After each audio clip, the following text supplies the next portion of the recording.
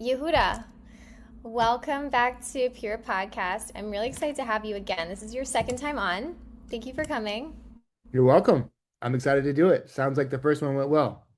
Yeah, the first one went really well. I had a great response, and so there was other questions and topics that we were talking about, and I'm like, let's just do another one and kind of expand a little bit more on what we were previously talking about. So last time we focused on the divine feminine, and this time we're kind of going into the marriage in a little more depth. I love it. Let's rock and roll. I'm ready. Okay, so we're going to be talking about a concept that we brought up in the last podcast, the idea of divorcing your marriage. Now, we were talking a little bit about it and how sometimes the marriage can become its own entity where you're feeding the marriage, but each person is not feeding themselves. There's actually a source in the Torah for this. The first time that the man and woman ever came on the scene, we learned that God created Adam and he made him man and woman. But then it says that he was lonely. So this symbiotic relationship where they're feeding off of each other, where they're back to back, where they're not seeing each other for who they are, made Adam really lonely. Adam, this man and woman, this entity that was created, the first human, was not happy with that. It was lonely. And then I found this amazing line from the Zohar that says, and I can attribute this to Rabbi Daniel Katz, who shared this amazing Torah. He said that it says in the Zohar, on that verse, Genesis 22, God sawed the man in two. He made the female and he brought her to him. So God was like, this relationship where it's just so enmeshed and back to back and they're not seeing each other for who they are, this doesn't work. And man is lonely. This is not going to work. So he sawed them in half. So God kind of did this first surgery where he was like, this is not a marriage. I need to allow both people to present themselves for who they are. And he built the woman, and we spoke about the divine feminine, how she gets to build herself and how she gets that divine help and she shows up in the marriage. But this idea of, again, divorcing your marriage, of really being able to do that, to be able to come together as two people face to face, I wanted to discuss that with you and see how that works in with polarity and how that can actually help you stay married.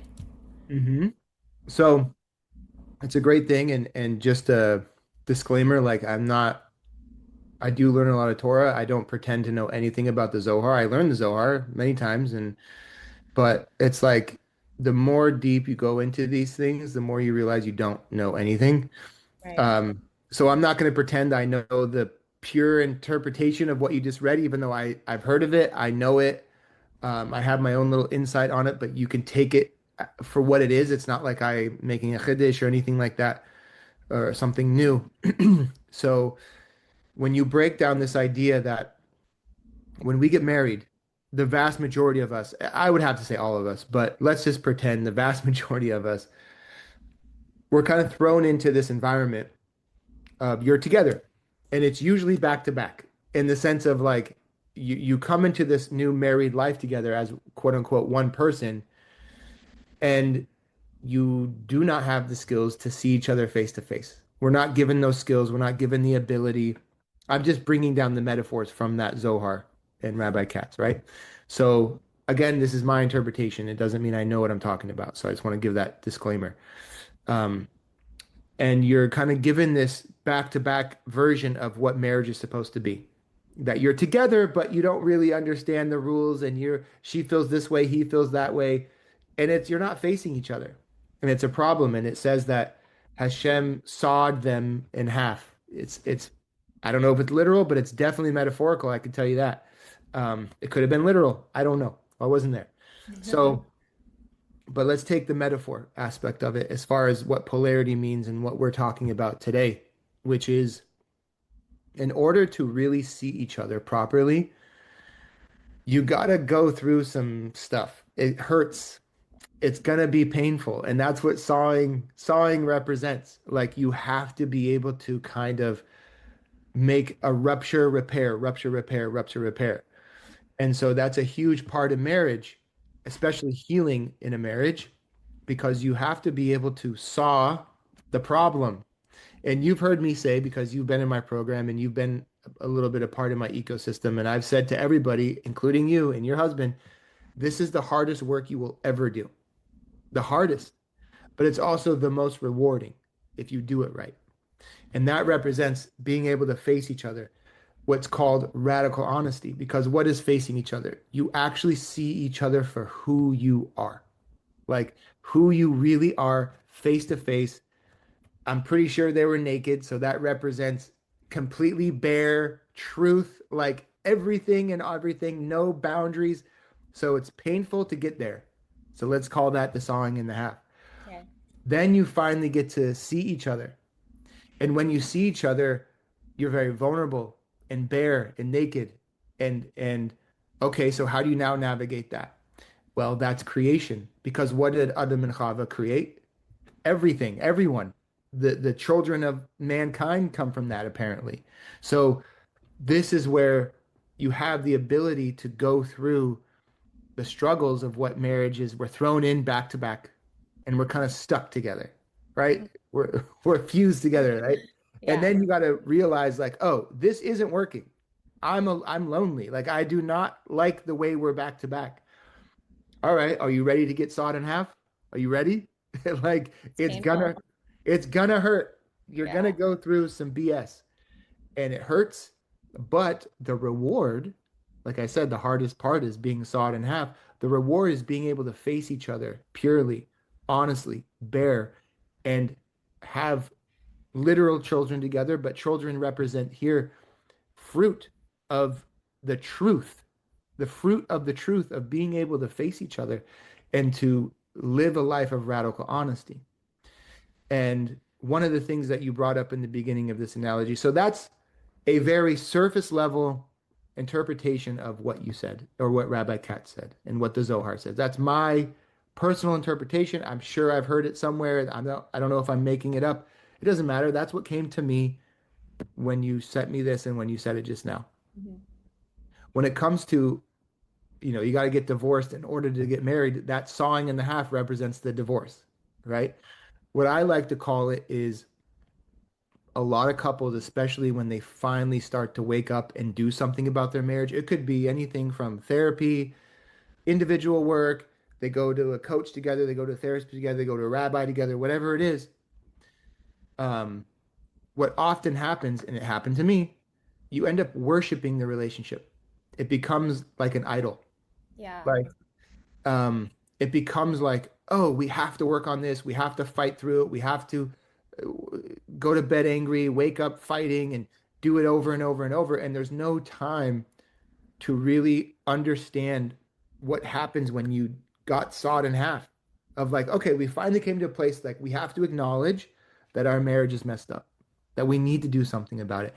And there's no secret here, Ayala, that the women in particular are 90% more capable and more ready to do this because they are on a growth journey their whole life. Women are naturally inclined to be a lot more emotional, spiritually sensitive creatures. And so it's really the men finally realizing, like, oh, I got to get my act together. I better do something about this. And then he agrees, so to speak, to get sawed in half, to like work on the relationship, right? That's the metaphor. Right. So when you're gonna go through this idea that when you're in the middle of either being sawed in half, meaning AKA going through the work, going through this hard fights and the healing and like, well, I need to say my truth. Well, I need to say my truth. This is what I went through. This is what he went through. This is what she went through. Painful. That's the crappy part. Um, and then when you finally realize, like, okay, I'm an individual now. I'm no longer connected to this one version of me, the Adam and Chava, right? Yeah. But then you kind of start worshiping, well, we have to constantly be doing this or else something's wrong. And a lot of couples, they don't realize to step back and be like, well, who am I as Chava? Who am I as Adam, as the man, as the woman? Who am I? Like, I've always been either attached to my family and my friends and my teachers, and then I got married, and all of a sudden I decided to work on myself. How do I find out who I am and what I want and how to speak from it and how to do this? So a big part of my program that I work with men and women on is like self-care Mm. and self-care, bringing it back to individual and within the relationship. So that we could pick apart. I'm fascinated. No, I have a question for you because, like you mentioned, a lot of the times we make the relationship the idol, even when we're doing, let's say, therapy or polarity work or whatever it is. And that's one thing I really love about your program, which I never experienced in traditional therapy, marriage therapy or anything, was that it, like you say, like you need to really nourish yourself. You need to both take care of yourself and take care of your needs and get to know who you are individually and then share that. And there's something so beautiful that I've experienced in your program, and just in general, where like when, let's say, I get to have a new hobby and my husband gets to have a new hobby, and then you come and share that and you're like, oh, I'm not working on the marriage, but I feel closer to you. We're not talking about all our problems and how you didn't do this and like you never take me on date night and blah blah blah, but like we're sharing like outside things, and like it's beautiful. It actually gives you more room to go deeper into the sawing part, the painful part of the stuff of like, you never take me out on more dates. I think you need to be more paying attention to my emotions and hear me out and let me crack open and put your armor on and handle my heavy emotions. And he needs to man up and like the man's job. When you go off and take care of yourself, you have more stamina to actually do that, especially the men. Women, you're ready. It's ready to come out. And that's a beautiful thing about women. But the men have more stamina. The problem is that you can get stuck in is relating the two that are connected. What do I mean by that? Which is, okay, well, I'm going to go and I'm going to go do jujitsu and I'm going to exercise. I'm going to hang out with the guys, but I don't have a full intention when I do that. If I have the intention of like, no, I need to like really settle myself, work on these things that I'm learning, meditate while I'm doing these, before and after and during these moments of self-clarity, of not worshiping the relationship, not worrying about what my wife thinks. Because I'll speak from my perspective, right?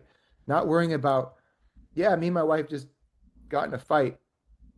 I'm going to go and do my jujitsu or my guy time or whatever my self-healing is, my self-fulfillment. And I'm just going to be worried about my wife the whole time? No, that's wrong, because what you're doing is you're bringing all that BS into the self-care. But if you can learn to separate, here's the separation, right, of Adam and Chava, right? If you can learn to separate and you can bring your true self to that healing process and remind yourself during that time, this is what I teach men and women, remind yourself during those self-care times, like, come back stronger to the relationship, face each other with a deeper strength. And so that has to be intentional. It can't just be this like going back and forth of, I'm just going to go do self-care and do what I want and love myself. But you need to go and do that with an intention for improvement. Right. Not as an escape. Not as an escape. Exactly. You have to be very careful, because it could be very dangerous, where it's just like, yeah, I do my thing, you do your thing. And then when you come back, it's still blowing up. Right. Like, I'm going to divorce my marriage. I'm going to work on myself, and I'm just going to, hang out with the guys or the girls. And then I'm going to come back and just. Same thing. It's the same thing over fight, and over and over same again. thing over and over. It's like, no, this is what I'm coming back with. Like, what's the point of going to the gym or learning a new martial art or whatever? It's to come back with new, better skills. It's not supposed to come back with like, you might as well go to the bar and get drunk. Like, what are you doing? No difference. No different. Right. Like, what are you improving on? And then look at Jewish life, niddah. You got about 2 weeks, give or take, where you're supposed to be separate. The goal, ideally, is to come back stronger each time, to come back missing each other differently, to bond emotionally and verbally during those times where you can't be physical. So it's a goal. You should be goal-oriented when you have this separation, this sawing in half.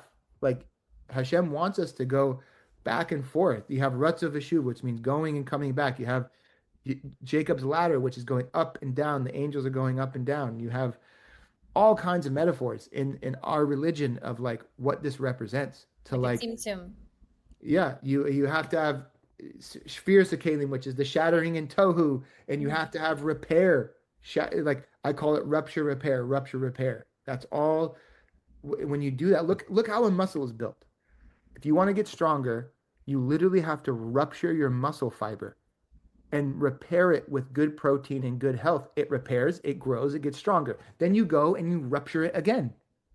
I don't care if you're doing crazy weightlifting or weight training or you're doing yoga, you're rupturing your muscles on purpose in order for it to repair, to become stronger.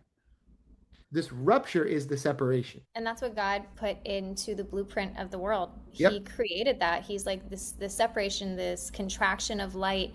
Like when it's a little bit darker, it doesn't mean completely separate and isolate from each other. It means find another way to connect. And you can correct me if I'm wrong. Let's say I'm arguing and we're arguing. Like, look, can we just try something different? Can we just watch a movie for half an hour or turn on a show? Like, this is going nowhere. Can we just for a minute, and then we can go back to it, or trying to find a way to, instead of just constantly like feeding the marriage and worried about it, like, can we just take a step back for a second, create a contraction, create a breaking of the vessels of Shvirat HaKelim, and then see what happens after. And usually, like, you'll have a different perspective. Something shifts.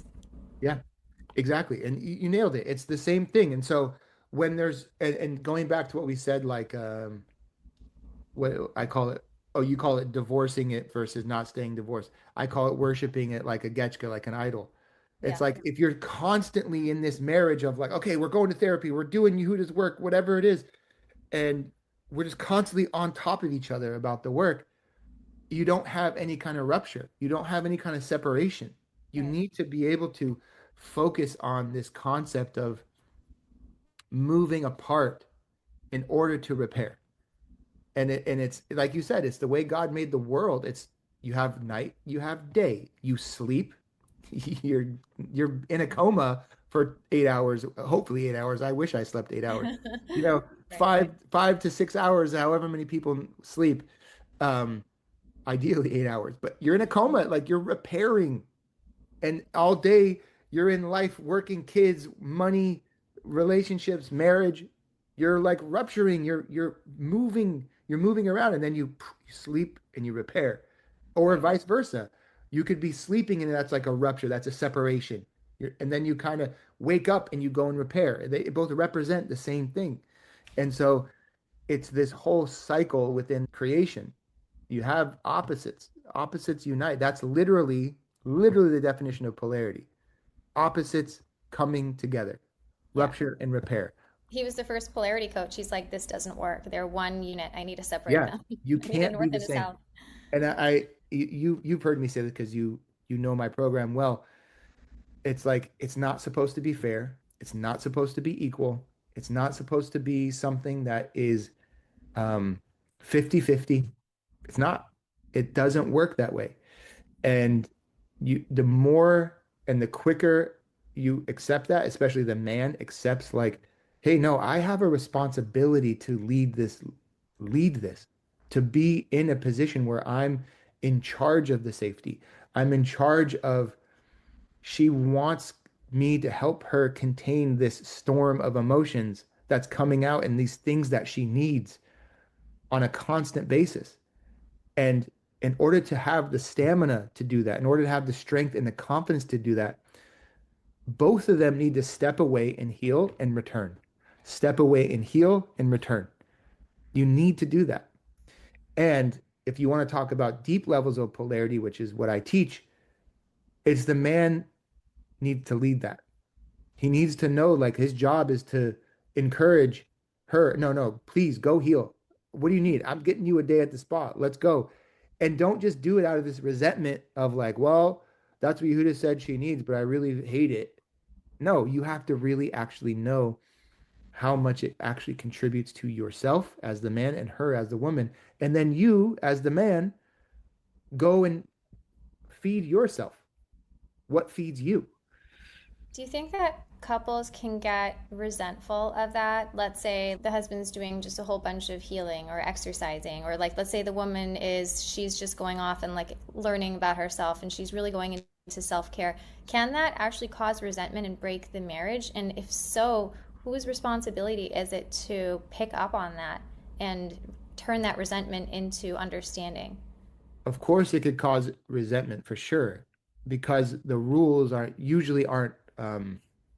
spoken about before it's done. It's more of like, okay, I'm gonna go do this, you go do this, hopefully get it done. It's like, no, we need to make a structure of like, I'm gonna go and repair this week, but twice this week, we're going to meet together, even if it's hard, and we're going to try to talk about it. Even if it blows up in our face, we'll take a break and come back to it. And yes, it could lead to resentment if there's no structure, if there's no like Seder. So just like we said, you have tohu, and then you have tikkun, you have night and day, you have the song, you have all these different things in creation that God shows you. You need to separate and you need to come back together. Separate, come back, separate, come back. But also, what does God also show you? It shows you in all of creation, there is a system to this. There is a Seder Stout, there's 10 spheros. There's a Seder Stout, there's 4 worlds. There's ways that light comes down through all the different kalim and the vessels.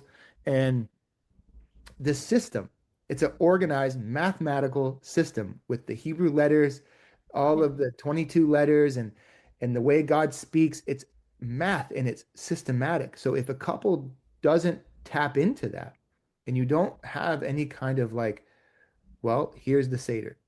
We're gonna go away for this amount. I mean, look at Taras HaMishpacha. You're away for 2 weeks, and God willing, you come back. Right. And You're not just like, I'm not touching you for all of a sudden. Like, why aren't you touching me? Like, it's also a mitzvah for the woman to tell her husband when she is in niddah. So it's important. The communication is like, hey, you have to tell him. You can't just be like, oh, I don't want to touch you. Like, you've got to express that. So there's like that Seder, that order. Yeah, exactly. So this organization, this level of communication needs to be structured.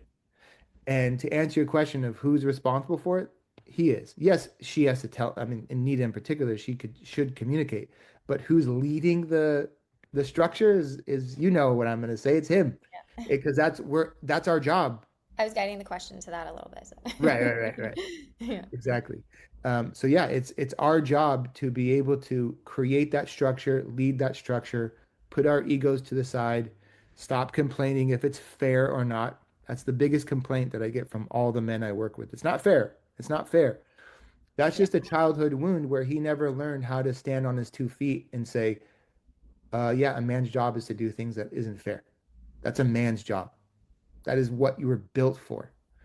I always say this example. Did I ever tell you the building boats example? Did I tell you that?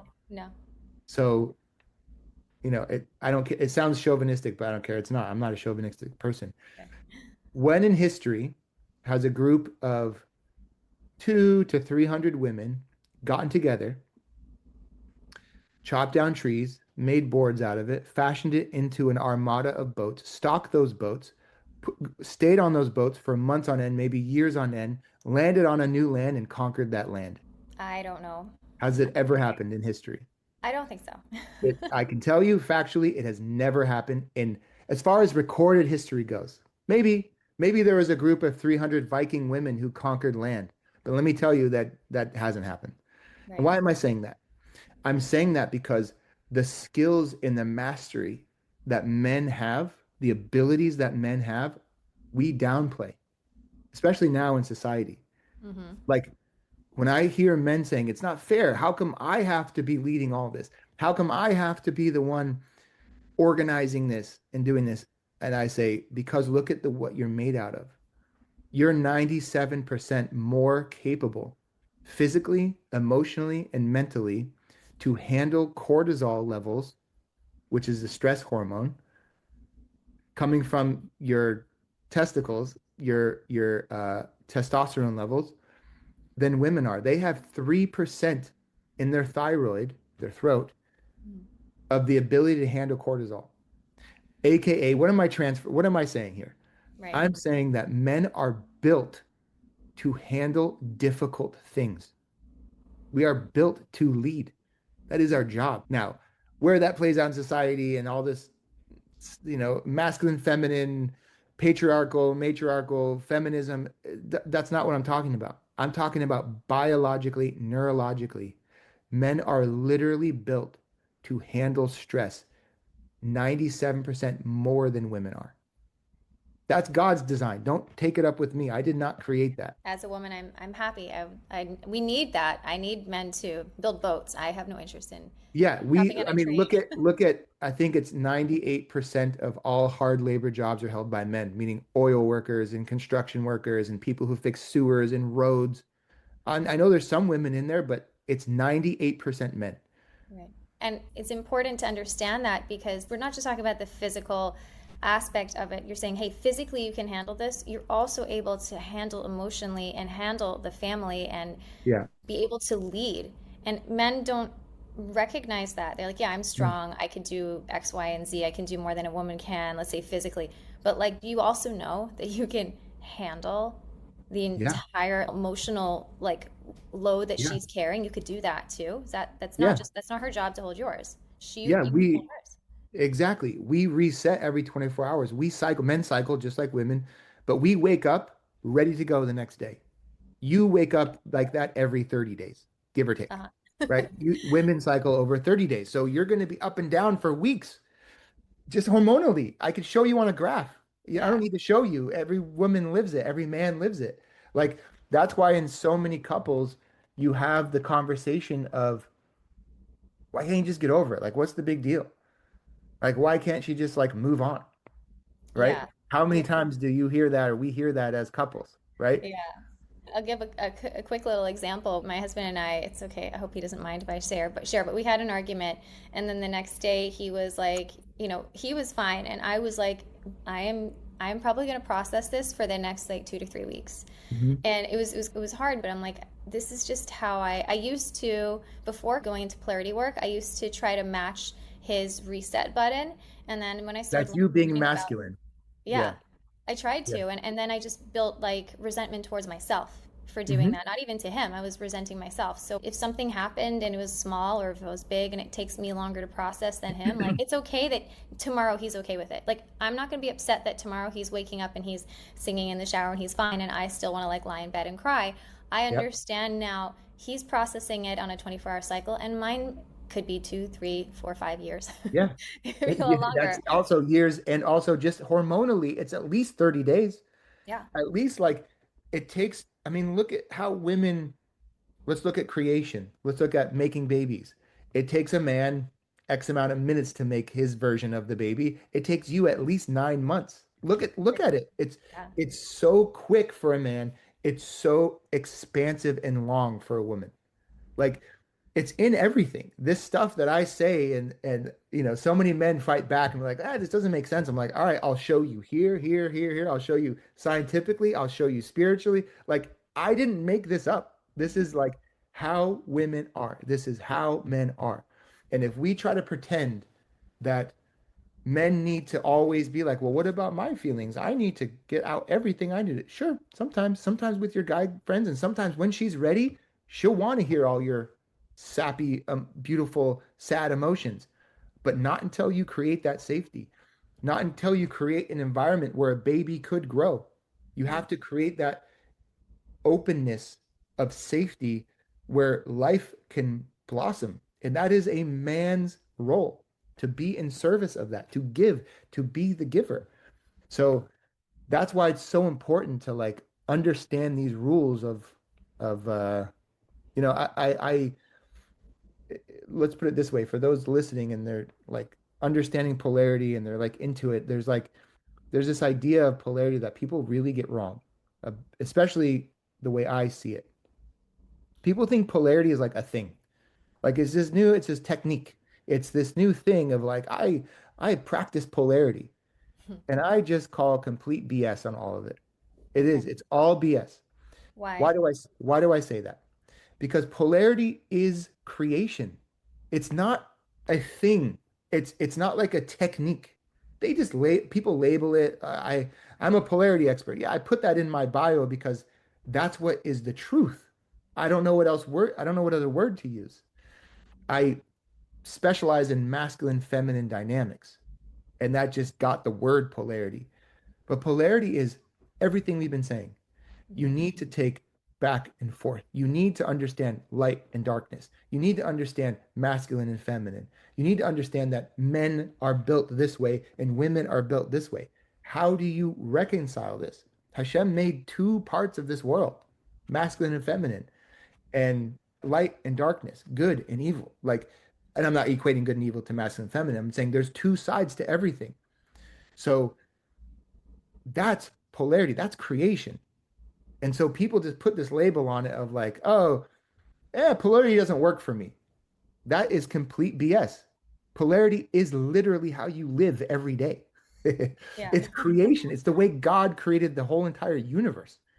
You have light and darkness. You have a makam ponoi, you have a kav of light going into the vacant space. That's light and darkness. That's polarity. So it's all about how you're tapping into that into your relationship. How are you tapping into the truth and speaking it? How are you celebrating the feminine? How are you celebrating the masculine? That the men need, we're simple point A to point B creatures. We cycle every 24 hours. Give us a freaking break, ladies. Like, take it easy on us. And then, and I'm being sarcastic, but I'm also being honest. And then women are like, no, I need to process this. I need to go through that. I need to go back 5 years ago. I need to go back 10 years ago. Be there for her. Honor that. Respect that. That's how she is. That's what she needs. She's not going to get over it, buddy. And her, stop sending him all your books and your podcast and every little coach that you come across. You think that's going to fix him. Stop. He's not going to get it. Don't worry about it. Let him walk in and lead. Let him learn how to lead. And then you guys start to come together. So I always get like a little animated, as you can tell, when people are like, polarity is not for me. I'm like, all right, so you're saying creation is not for you. It's It's big. it's like, Yeah. okay, sure. Go do your go do your other things that you think are for you. Like polarity is literally creation. And then it got morphed into like this technique. So I'm here to set the record straight. Like it's not a thing. And I think it's ridiculous that people think it's like a technique. It's not. Yeah, it's like, here's the first chapter of Genesis. Like, open it up and tell me where you don't see polarity there. From the Yeah. first sentence, where do you not see it? Like, Yeah, and God don't even get created me it. started on neurology and science. Science backs up everything I'm saying. The way your brain works, how you have a larger corpus callosum. Your brain sparks at 200 milliseconds compared to like our zero point 0.5 milliseconds. We're different. We're not the same. That's polarity. So it's like spiritually, it's totally backed up. Biologically, it's backed up. Neurologically, it's backed up. And so it's not like a technique. And I get it. Like people put it online and oh, they say polarity coach or I Right. have to use those labels because I don't know what else to say. But it's no, it's more of like if you were to tell me if I were to have my way and people would understand it, I specialize in radical honesty. That's Oh, what I do. radical honesty coach. I think you should change your bio. Yeah, but people don't know what that is. And then people barely know what polarity coach is. Right. So Yeah. it's like I use the tools in masculine and feminine dynamics, aka polarity, to learn how to live of life of your full self, your true full feminine self, your true full masculine self. And that gets deep because you can even take that into I have femininity, you have masculinity. What's the feminine part of me? What's the masculine part of me? How do I, when I'm being a parent, as a father, I'm in my feminine. I'm nurturing, I'm loving, I'm patient, I'm calm, I'm open. And not always, but that's an ideal masculine man being a parent, very much in their feminine. When you're being a mother, you're already nurturing and feminine.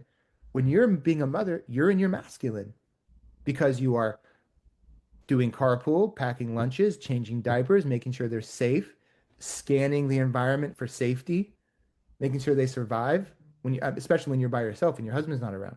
Yeah. You're like deeply in your healthy masculine. And when Yeah. my wife's not around, I'm deeply in my healthy feminine. And then when we're together, we kind of, I'm protecting and safety. She's doing the loving, nurturing, and that's like a healthy balance of, again, polarity. So yeah, it's I wanted to go on that polarity rant because I get that question a lot. Like, how do you know polarity is for me? Yeah, and God literally was like, "Hey, I tried to make you guys one, and like this didn't work. I need an opposite. I tried to It make you can't the work. same. Yeah, You're not the same. you're not. You can't be the same. It doesn't work. You have to be different. It has to work this way. Yeah. There's no other way." What does Yeah. face each other represent? Radical honesty, the truth. You're facing each other raw and naked, bare, fully exposed. Radical honesty. So Yeah. you have to be different. Yeah. I've been definitely trying to do that more through your the program that we've been doing with you, and it's scary as a woman to kind of show up as Eve face to face and be like, this is my truth. It's a little bit terrifying, but it's also like when you don't do it, it's scarier. Because when you do it, yes, it's weird and it's not something you're comfortable with, and what's he going to say, and you might get into an argument or all this type of stuff. It's just better to bury it and then bring it up in 20 years. But when you actually do it, it's like so liberating. And I can tell in my own life, I've like, once I started being more honest and like saying things like that are really, it might even be hurtful for my husband to hear, but I'm like, I don't have to hold that anymore. Yeah.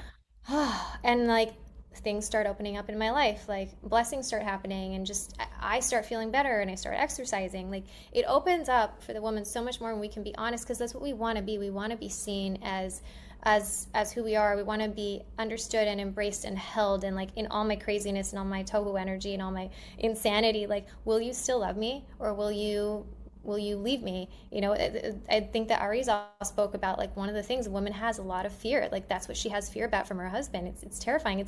It's part of our, you know, subconscious. But to be able to break out of that a little bit, and I know I heard a teaching once where it said that how does a man become wealthy? And I'm sure Polarity in psychology can support this. I heard this rabbi say that when he was cursed, or God punished him for the sin, it said you have to now work from the sweat of your brow. And then God told Eve that you have to be ruled by your husband. So how does the husband stop having to work from the sweat of his brow? He gets to remove her from the curse. So you have niddah connected niddah, where she's no longer ruled by her husband. What does that mean? That he's starting to bring her chocolates and flowers and knows what she needs, and when she needs downtime. When he starts honoring that, or if she says, hey, you know that business partner that you're with, don't do business with him. Even if she's wrong, God's like, you gave your wife a platform and a space. Now guess what? Money's going to start coming easy to you, and he releases her from that curse. So like I don't know if Polarity has anything to say with that, but you see that men become more successful and wealthier when they start taking that leadership role and seeing their wife like as the queen. So you've got the king and the queen. They're ruling this nation, and they're together doing that. Exactly. So it's sort of like first of all, yes, the answer is yes. That is exactly in polarity and in science and in neurology of this idea that when you tap into your servitude as a man and you learn how to show that type of connection in your marriage, which is stepping back, not trying to force everything, and asking your wife to become more masculine and just get over it and just push harder, push through it. Like the more a woman heals, rests, sleeps, relaxes, the more bracha comes. Yeah. And that's so antithetical to a man's nervous system, because we're out there slaying dragons, fighting, building boats, conquering land. That's like our whole MO. That's what we do. It's in us. That's testosterone. Mm-hmm. We have all this testosterone of moving and shooting guns and growing and contracts and negotiation, and this modern world of, like, it used to be we'd have to go find our food and or be a shepherd and build and farm. Just very recently, in the past 100 years or so, like, we don't need to do any of that stuff. It's all, you do one click of a button, you get Postmates, and you have all your food you need, or Instacart or whatever. But we have our own version of going out and conquering. And so we apply this. I mean, we spoke about it briefly and we don't need to get into it. That's a big part of the problem of the feminist movement of, like, no, women should be doing the same thing. It's just because they can tax the home twice and get more taxes, double the taxes from the government out of the home. Put the woman to work. She should be at home resting, doing her thing, doing what she wants, working if she wants to, not because she has to. Mm-hmm. And so when she develops this feminine part led by him, meaning encouraged by him, encouraged that she should do this and slow down and rest and heal and be, this inspires the best out of him. This inspires him to want to come close and be the leader. It calls forth the spark in him to protect and provide and to be this version of himself that is able to do all these things. So it's like when Adam and Chava were created, they were back to back. Then you have the painfulness of the sawing in half. That's the work, the struggle going through this and remapping your entire relationship, which is very painful. Bringing up the past, struggling through it, fighting through it, but staying guided by the truth, by radical honesty. Then you're finally able to face each other What happens when you face each other? You can now come connected. Positive and negative ions is the definition of polarity, connection. When you're the same, you're pushed apart. And so what happens when you come together now in a healthy way because of the separation? You now come together, and what do you make? Unity, babies, creation. You now become a partner in creation. Hashem said, I want a partner. And what does that mean? I want you to be a conduit to create life with me. And what do? Hashem gives us physical bodies to bring down spiritual souls through the physical union. And that is a partner in creation because we can face each other and join each other and be a partner in creation. You can't make babies when you're back to back. No. You have to make babies when you're front to front. Yeah. So that is literally the system that God created. And that is polarity, the separation, the distance, the coming together, the differences, and then the creation. And so that's how it breaks down, ladies and gentlemen. That is so deep, and I really hope that people understand that concept of the separation, because what we're really trying to do, and again, is come face to face, be seen for who each other is, understanding how each person processes things, collaboration, supporting each other, encouraging each other in each person's capacity. And when one person needs a little bit more help, the other person can step in. And usually, like you're saying, like that's where the man can come in and be like, okay, I need to like hold up and be the leader of this family. Yeah, and by the way, it's not a suggestion. It's literal biology and neurology. You're biologically wired to handle a leadership position as a man. I like that it's not fair. We're told in modern psychology that it needs to be fair. I remember one therapist, he told me it needs to be 50-50, and I was just like, I don't see how that makes a lot of sense. Like, It doesn't. it doesn't work. And that was told to me, and it's told to a lot of people, 50-50, 50-50. And polarity is like, can you just stop looking at it at that like old model? Here is the oldest model. Go back to what worked. Let's use that. I didn't make it up. This is the way God created the whole entire universe. I mean, look at God, for example. We always attribute the masculine to God most of the time. Not because God isn't feminine, God is neither. But when we rely, all of creation, men and women, creatures, earth, everything, the whole universe, whatever beyond that, we rely on the giving of God. The concept of giving is a masculine attribute. Because what does a man give? He gives himself over to the woman, and that creates life. Women cannot create life unless the man gives her something. It's impossible. It will not happen. Right? So this is designed in our DNA to be the giver. And that is not 50-50. It's not like God created, okay, well, 50% of the time creation will give back to me. God is constantly only giving. Yeah, he just wants us to receive. That's what he wants from us. Yes. It's like a masculine point. That's why it's not fair. That's why you can tell all the psychologists and therapists and everybody like, okay, well, I just proved to you scientifically and spiritually that there needs to be a giver, and it's not supposed to be 50-50. There's no response to that. There can't be. Like, what can you say to that? Unless obviously there's people clearly in the world that like, well, I don't believe in God, and that's not a real thing. Okay, good luck with that. Have fun. Let me know how that goes. Let me know how that goes with you. No, I think the way that you're able to articulate the masculine, the feminine through this angle and this lens of polarity, I really do hope that a lot of people are able to not just think of it as a nice concept, but even just start to see where in their lives that they can really shift into the roles that they were created to be. Where can I be in my, again, we spoke about this last time, my divine feminine, and the man being like, where can I be in my divine masculine? I call it heroic masculinity. Oh, I like that better. Divine masculine, I don't like. Thank you. It's feminine sounding. Yeah, it is. It's because divine, when we think of divine, it's the Shekhinah, it's Hashem's divine. Yeah, so it's divine. I call it divine femininity and heroic masculinity. Okay, I like that better. So I know that your program is changing people's lives and couples' lives, and it's difficult. It's hard, but yeah, it's the saw. You're literally showing people how to saw their relationship in half. Saw it, like, don't do what you've been doing forever. You need to come together face to face. Back to back is not working anymore. And it's the way that we are going to be able to blast out of this old model and really have so much more peace in our homes and creativity and wealth. I'm praying for all of that myself too. Amen. Amen. We're all going to have it 100%. Thank you, Yehuda, for coming on. And if anyone wants to work with you, where can they find you? Yeah, just follow me on Instagram, Men of Integrity Life. I have a book a call link there. I have a YouTube channel, Men of Integrity Life. I just started it a week and a half ago. I got a bunch of podcasts. This will be my second one with you on there. I have my Gedalia Finster podcast on there and a couple other ones that I do.